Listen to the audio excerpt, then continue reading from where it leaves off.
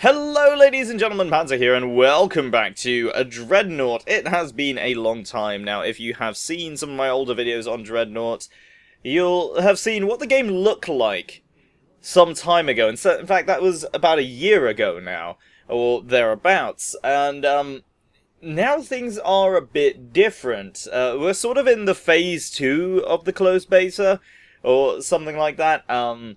The same thing applies, really. You still get into this game using Founders Packs, and there's a bunch of different ones.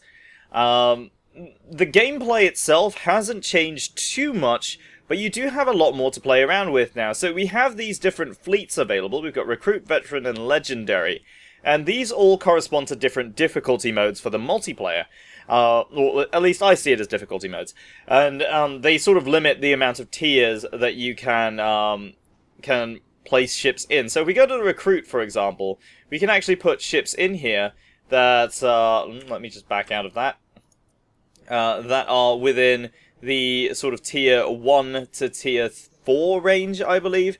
And then Veterans, oh sorry, this is tier 1 to tier 3, or thereabouts. This is tier 2 up to tier 4, so this is the Veteran, the middle of the range, and Legendary is tier 4 and above. So, given that there are 5 tiers of ships, or something like that, let me just show you this. I don't think we're going to actually get anything out of the Morningstar, because this is one of the premium ships, so let's back out of that. So we're going to go over to the tier 2 Trafalgar here, and I'm going to show you the tech tree. So this is something that has just been added. Previously you would just select things and you'd swap them out as you wish. Now the currency systems are more or less in place, and you can actually see that we will progress through the tiers like this. So we research it, very similar in a way to War Thunder and World of Tanks. You research things and that unlocks the prerequisites to research something much higher than that. So let's go over to the market and show you what you can buy. So we have the tier 4 Trident premium ship for 4,000 gold there. We can also have a look at the packs, so this is how much gold will cost. So that ship that I showed you just then, 4,000 gold, is about $40 or so. So that's a fair amount. There's also Elite status, which is premium. And these are all boosters, essentially. So these are time-limited boosters. I have, as part of my Founders Pack, I do have 10 days of Elite status. And these give you more XP and more credits. It also passes that bonus on to people in your team. So a certain percentage will be granted to people on your team as well.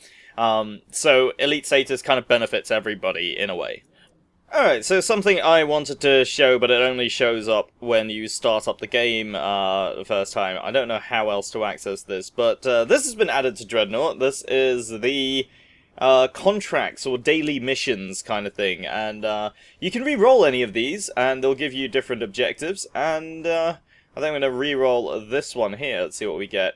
Receiving new contract, and destroy enemies with a tactical cruiser. So you've got a bunch of different objectives, really, to complete here. And they'll give you those rewards. So something I just wanted to show.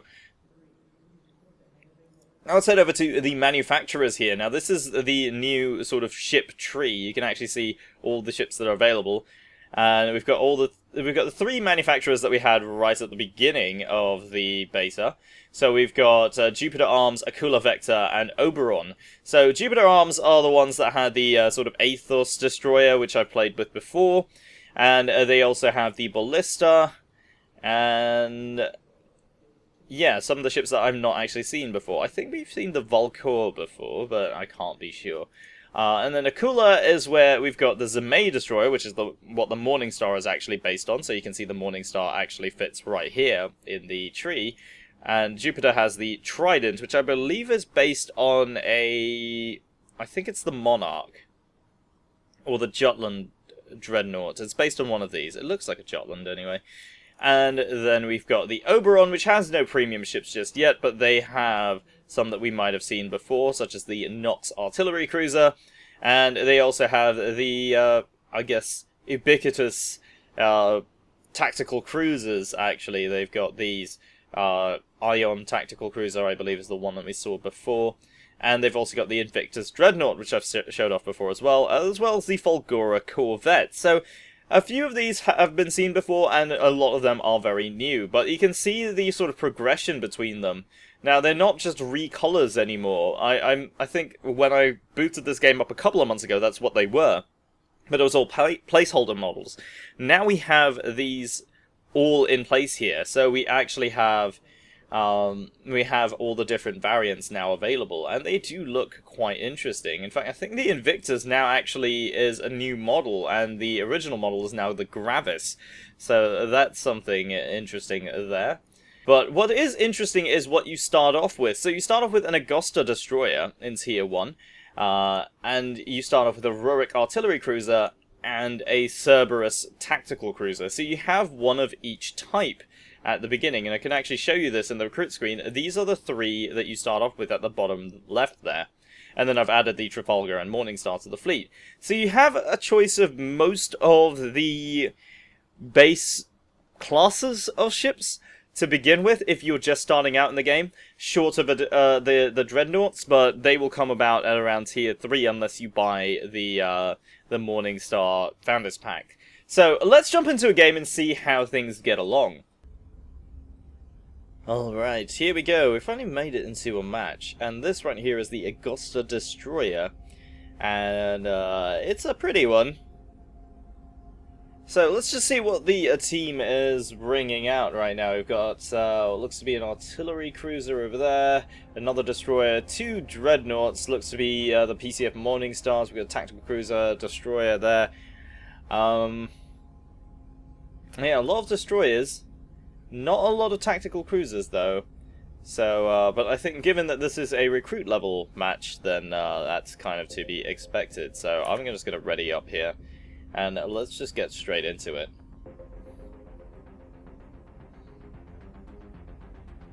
Good to see how active chat really is as well. Definitely helps when people are a lot more communicative.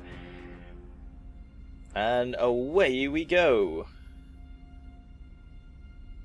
Oh, that took a little bit of time. Alright, so we're here in the dry dock. So this is a map that I've seen before.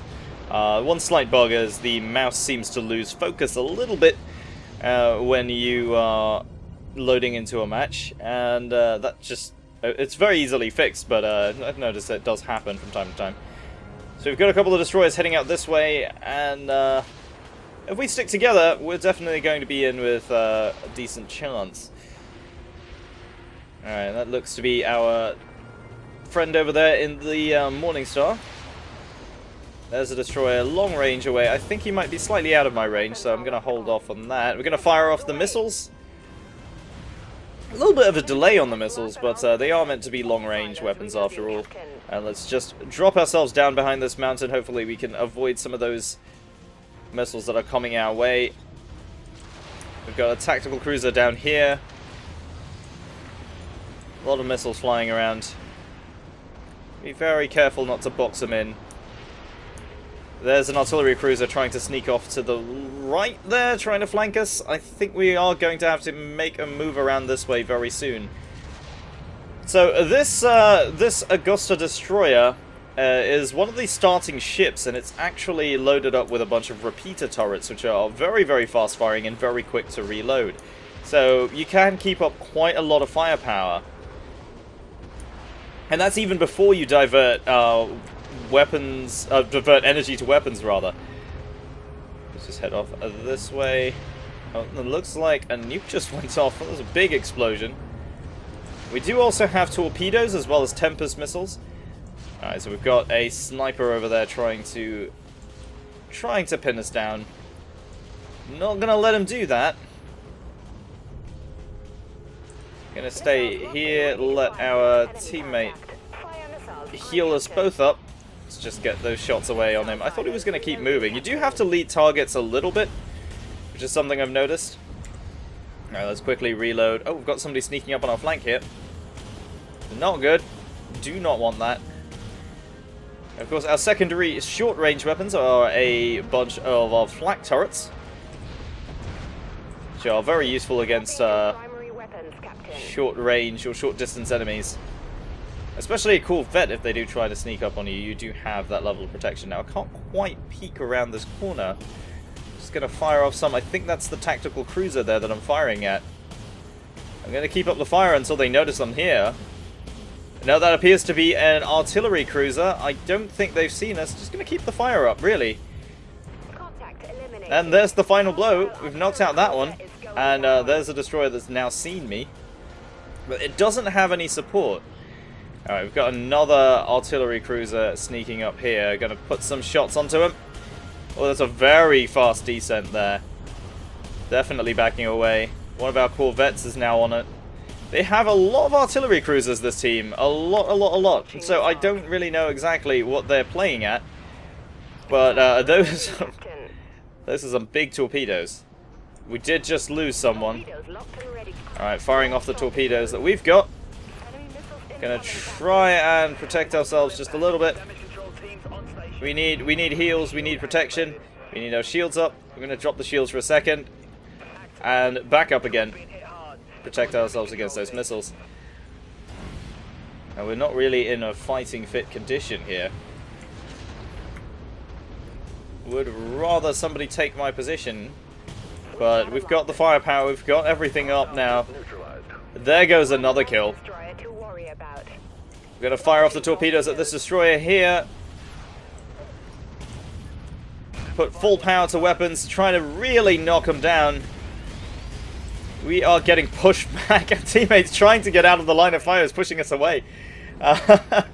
He needed the protection for sure. I think body blocking in this case would have been useful. He could have snuck around behind me, but I don't think he was thinking about that at that point in time. Alright, so we've got... we really need to get rid of some of these guys over here. Gonna put some fire onto this destroyer here. Oh, they've hit us with the torpedoes. It's a kill trade. It's certainly a kill trade. But we have been flanked hard by what looks to be an artillery cruiser behind there. So our tactical cruiser now really without support now. On their own. Definitely not a situation they want to be in. I'm gonna use this iceberg over here as cover. Try to get around to our teammate over here, but it looks like they have someone on them already. I'm gonna fire off the missiles over here. And let's just put power to the engines. Get some damage out there. Oh, that is one dead teammate. Yeah, there's certainly one dead teammate. We do have an artillery cruiser looking in this direction. It's not what I want to see.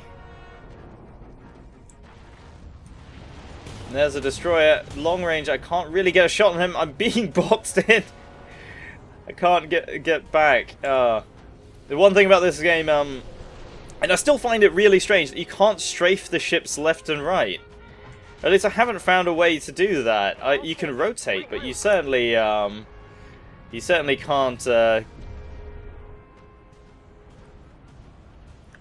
You certainly can't strafe, which tends to be quite annoying at times. Because a lot of the time we can't seem to... Oh, jeez, those are big torpedoes coming this way. I just saw them go up.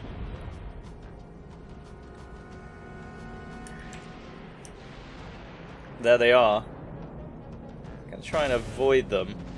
I don't know where they were going to, but I think we're targeting somebody at this side. I'm going to fire off our missiles over here. I'm trying to protect our tactical cruiser here. Put some fire on. There's an artillery cruiser shooting at me. Our team has now well and truly become quite the hunted at the moment. We are very much pinned down here. We've got our Corvette nicely trying to pull off some flanking maneuvers over there, I believe. I'm going to try and move up a little bit more. That looks to be a repair pod over there, so hopefully, if I don't get spotted going in, we may actually be able to move the team out of that position. I know that Corvette is really trying its hardest to to keep the pressure on the team, but I don't think he's really in the best position anymore. He's definitely not in fighting condition, looking at him. So we're just going to pop up around here. So the hope is that the repair pod is near enough to where the tactical cruiser is. Now, if I can take that down, we could... Ooh, we've been spotted. We're going to have a fight our way through this one. We're going to put the... Ooh, that was very, very close. Oh, jeez. Oh, that was very, very, very, very close. But we've got missiles coming and we're going to be taken down. Well, we did take out one of their destroyers for it, so maybe it'll be worth it. Well, that artillery cruiser is now watching that side. I think he's going to... Yeah, he's going to rotate back around to focus on the team again. Definitely not a good situation for any of us. Alright, so I have spawned all the way behind them. This is kind of a strange thing that the game does. It does actually use a sort of, I guess, proximity-based spawning. So if the enemy team is too close to one spawn, it will spawn you somewhere else. And that means, at a certain point, back spawning is going to become a huge issue. So we are really badly losing this, and I don't want to add to that. But unfortunately, I don't see how I'm going to be able to really sneak up on them. Oh, we've hit the mountain there now. So let's see. There's an artillery cruiser just over here. There he is. That's a destroyer. There's an artillery cruiser behind him. Missile silos reloading, Captain. So I really need to put the pressure on them, and I'm not entirely sure who to target at this stage. Try to get them to turn around a little bit. Hopefully they will pay attention to me, and then the team can make a move there. But it really doesn't look like that's the case. I don't really think they're going to be paying that much attention to me. Oh, we did get that kill at a long range. Definitely not in the position that a destroyer would typically be in. But it's working out well for me, and I'm going to try and take out that artillery cruiser. We're definitely putting the fire up on him. There's a bunch of torpedoes coming my way right now. We're locked on, Captain. It's not looking good out there, Captain.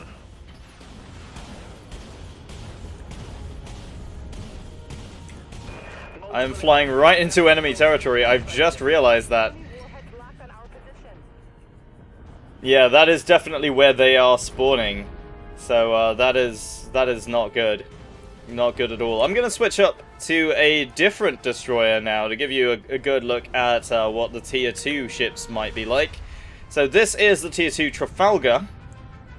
Design-wise, still very similar to the Agosta, but it has more powerful weaponry. It's slightly slower maneuverable, like, it's slightly less maneuverable. I was going to say maneuverability-wise, but yeah, it definitely isn't the fastest of destroyers. But it is a little bit more survivable. And being a tier up definitely makes a difference. Alright, so... Oh, well, I fired off the torpedoes. I didn't mean to do that. So, let's just detonate those torpedoes. Get them recharging more quickly than that. Gonna try and protect this tactical cruiser here. So, basically, the weapons on the Trafalgar fire in a two-shot sort of burst instead of the single, so we can put a lot more fire on enemies. That is a artillery cruiser there. Oh, managed to just dodge that shot there. Alright, we've got missiles coming in now. So I'm gonna reload. And we're just gonna sort of wait for those missiles to come in. Not a hell of a lot I can do right now to protect myself against these. So, shields up. And we're going to fire on this destroyer over here. Going to take a bit more damage there. Going to go a little lower and see if we can get some shots in through that side. They definitely have tactical cruisers on them right now. Gonna fire off the missiles at this artillery cruiser here. That's definitely going to go up and over, so that's going to be how we're going to deal the damage behind there. Just kind of hoping that we can really poke our nose out over here and not get punched in the face for it. Alright, nobody over there yet, and I think we've just lost it. So, trying to make this move a little bit too late, for sure. But there you have it, ladies and gentlemen. Just a very quick look at how Dreadnought is compared to how it used to be. And generally speaking, the gameplay itself still is... It's still very enjoyable, still really engaging. I just hope that they add a few more maps into the mix soon enough. But let me know what you think down in the comments below. If you want to see more Dreadnought on the channel, I do have some of it planned, but if you do want to see that, feel free to let me know in the comments down below, and of course don't forget to leave a like if you enjoyed the video, and of course go and check out the rest of the Dreadnought videos in the playlist, and don't forget to subscribe if you're new to the channel. My name is Panzer, thank you very much for watching, and I'll see you next time.